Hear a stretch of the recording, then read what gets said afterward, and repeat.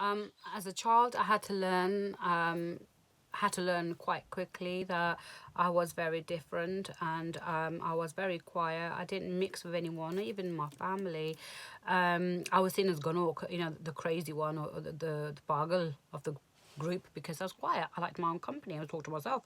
When there's parties or gatherings, I should be by myself. I won't talk to anybody. I was invisible, but nobody really bothered. My sister, on the other hand, was very up and bright and cheerful and confident. Charlotte one. And later on in life, I remember my sister saying to me that I've always wanted to be like you. I was like, what? I've always wanted to be like you. Because you're confident. She goes, no, but I want to be like you because everyone else said nice things about you. And people said to me, oh, I'm a bit too confident. I go, I don't know. Because you got, yeah, you got the looks, you got, the intelligence, you got everything because you've had all those communications, all those exposures and everything.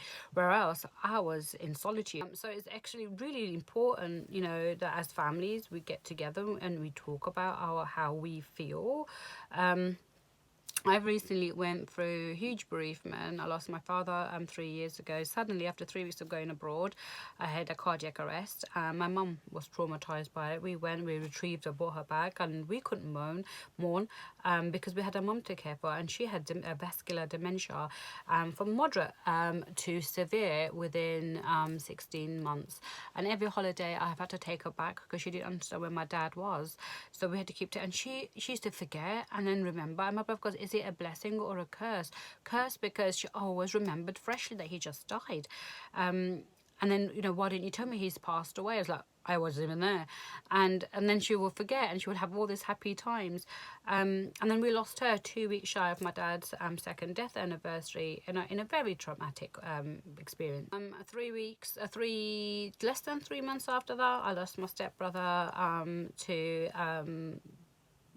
health related issues with hepatitis C, which he didn't treat. He was just so torn up about my mum that he just didn't bother. 55, and he passed away. And just recently, 3 weeks today, I lost my uncle. Again, sudden. I saw him not so long ago, and you know okay, and he had a stroke. He had a bleed in the brain. He had two bleeds in the brain, then followed by a cardiac arrest. How do you deal with that? How do you deal with all those deaths in such a short period of time? And I haven't dealt with it, actually.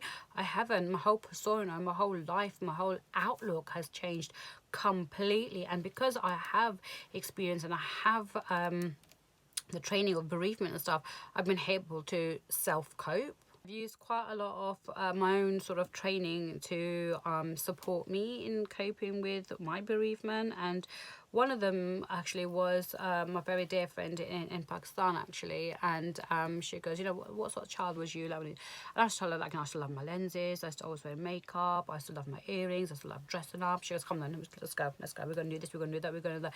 She went out, I bought my lenses. And got makeup, buy all my jumkas, and then I was like, oh my god, you just brought me back into how I was as a teenager, as a child. And she goes, what else? I goes, I love dancing, and I've given up dancing, over 20 God knows how many years now. And she was right, we're doing TikTok. What is TikToks? And then we got onto TikToks, and I have to say, she saved my life. Just those kind gestures, just that paying that attention to detail and turning it right around for me and helping me discover myself.